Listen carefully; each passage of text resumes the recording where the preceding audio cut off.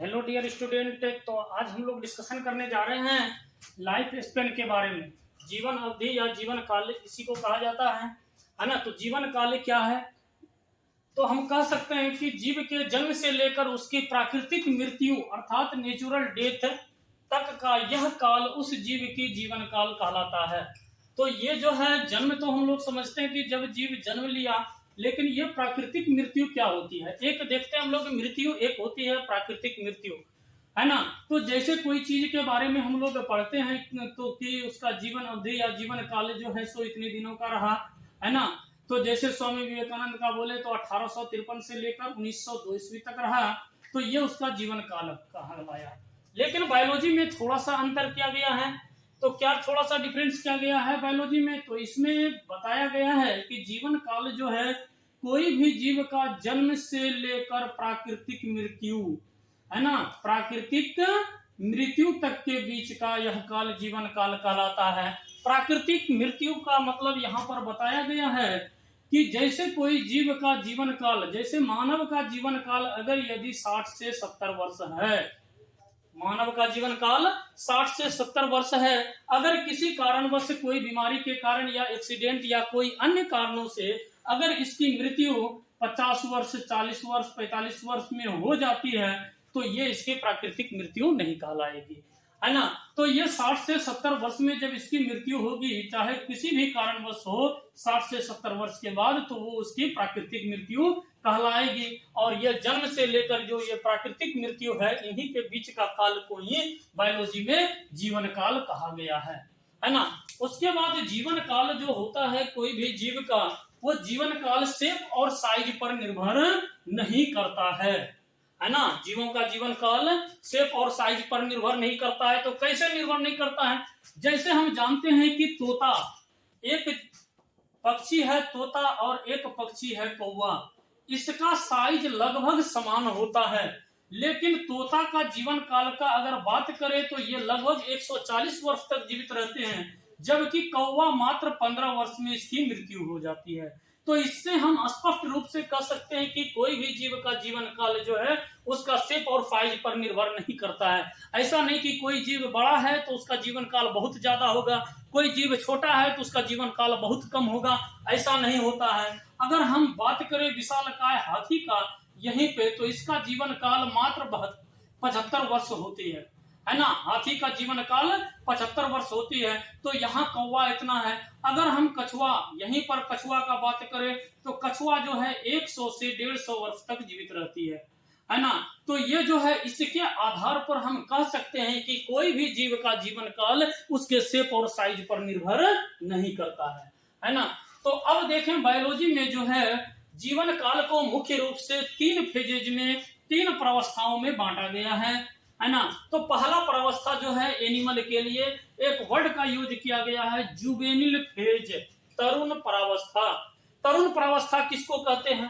तो जंतुओं के जन्म से लैंगिक परिपक्वता, सेक्सुअल मैच्योरिटी, लैंगिक परिपक्वता कहे तो सेक्सुअल मैच्योरिटी तक के बीच का जो यह काल है उसी को तरुण प्रावस्था या जुवेनिल फेज कहा जाता है ना। अब जो है सो उसके बाद क्या है, इसी काल को ही हम लोग वृद्धि काल भी कहते हैं। क्यों? तो ऐसा कोई जीव नहीं है, कोई जंतु नहीं है जो कि जन्म लिया और तुरंत बच्चे को जन्म देना शुरू कर दिया। तो यह जो है सो, है ना, ये तरुण प्रावस्था या जो है जुवेनिल फेज जो कहा जाता है, इसको वृद्धि काल इसलिए कहा जाता है क्योंकि इस काल में, इस समय में जंतु केवल डेवलप करता है और जंतु का जो बॉडी है उसमें, है ना, ग्रोथ होता है, वृद्धि होती है और इसमें विकास होती है।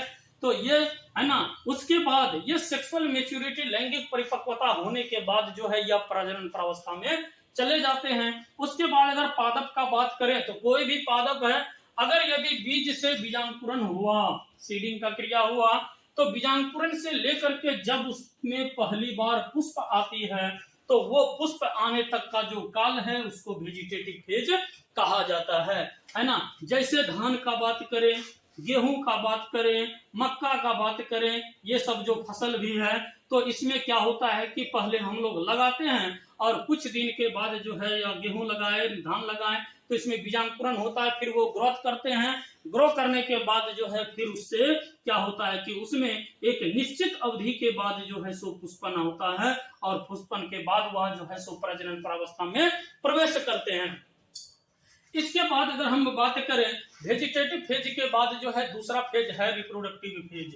रिप्रोडक्टिव फेज प्रजनन प्रावस्था किसको कहा जाता है ना? जंतुओं में लैंगिक परिपक्वता, जंतुओं में लैंगिक परिपक्वता और पौधों में पुष्पन से प्रौढ़ावस्था के शुरुआत तक का यह काल रिप्रोडक्टिव फेज कहलाता है ना? कुल मिला के कह सकते हैं कि जब जुवेनिल फेज समाप्त होता है जंतु में या प्लांट में वेजिटेटिव फेज समाप्त होता है और प्रौढ़ावस्था का शुरुआत होता है, इन दोनों के जो बीच का काल है, बीच का समय है, उसी को रिप्रोडक्टिव फेज कहते हैं।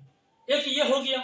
दूसरा ये कह सकते हैं कि जिस समय जंतु बच्चे को जन्म देने में सक्षम होता है उसको हम रिप्रोडक्टिव फेज कह सकते हैं। और रिप्रोडक्टिव फेज के बाद जो फेज आता है उस फेज को कहते हैं सेंसेंस फेज। उसको क्या कहते हैं? सेंसेंस फेज, जिसका हिंदी होता है प्रौढ़ावस्था, है ना? प्रौढ़ावस्था क्या है? तो कह सकते हैं कि प्रजनन प्रावस्था, प्रजनन प्रावस्था से लेकर प्रजनन प्रावस्था से लेकर प्रजनन प्रावस्था से लेकर प्राकृतिक मृत्यु तक के बीच का यह काल प्रौढ़ावस्था कहलाता है।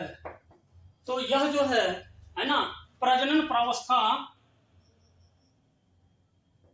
के अंत कह सकते हैं, अंत से प्राकृतिक मृत्यु तक के बीच का यह काल प्रौढ़ा प्रावस्था या सेंसेंस फेज कहलाता है ना? तो यह जो है प्रजनन प्रावस्था जब समाप्त होता है, कह सकते हैं कि रिटायर्ड जिंदगी एक तरह से, है ना? तो ये जो है सो प्रजनन प्रावस्था जब समाप्त होता है तो उसके बाद जो समय आता है ना, उस अवस्था को हम प्रौढ़ावस्था कहते हैं। और इस प्रावस्था के अंत में, है ना, जीव सीधे ऊपर पहुंचते हैं, मतलब इसकी प्राकृतिक मृत्यु होती है। इसी फेज को हम लोग प्रौढ़ावस्था कहते हैं। तो हम लोग क्या सब देखें आज? जीवन अवधि सबसे पहले देखें लाइफ स्पेन। लाइफ स्पेन किसको कहा जाता है? जन्म से लेकर प्राकृतिक मृत्यु तक के बीच का यह काल जीवन काल कहलाता है। और कोई भी जीव का जीवन काल उसके शेप और साइज पर डिपेंड नहीं करता है। और जीवन काल जो है इसको जंतुओं में भी और प्लांट में भी 3 प्रावस्था में बांटा गया है। अगर एनिमल का बात करें, जंतु का बात करें, तो 3 प्रावस्था, जुवेनिल फेज, रिप्रोडक्टिव फेज और सेंसेंस फेज हो गया। जुवेनिल फेज जो है इसमें जन्म से लेकर लैंगिक परिपक्वता, सेक्सुअल मैच्योरिटी तक का जो काल है उसको जुवेनिल फेज कहते हैं। और प्लांट में जो है इसको भी 3 प्रावस्था में बांटा गया है, वेजिटेटिव फेज, रिप्रोडक्टिव फेज और सेंसेंस फेज। तो ये जो है सो इसमें जन्म या बीजांकुरण, इसमें बीज से अंकुर निकलता है तो बीजांकुरण या सीडिंग कह सकते हैं। सीडिंग से लेकर फ्लावरिंग तक का जो बीच का काल है, समय है, पीरियड है, टाइम है, उसी को वेजिटेटिव फेज कहा जाता है। और रिप्रोडक्टिव फेज, है ना, जैसे ये फेज समाप्त होता है, या कह सकते हैं कि ये वेजिटेटिव या जुवेनिल फेज के अंत से लेकर, है ना, प्रौढ़ावस्था के शुरुआत तक का जो बीच का काल है उसी को कहते हैं कौन फेज?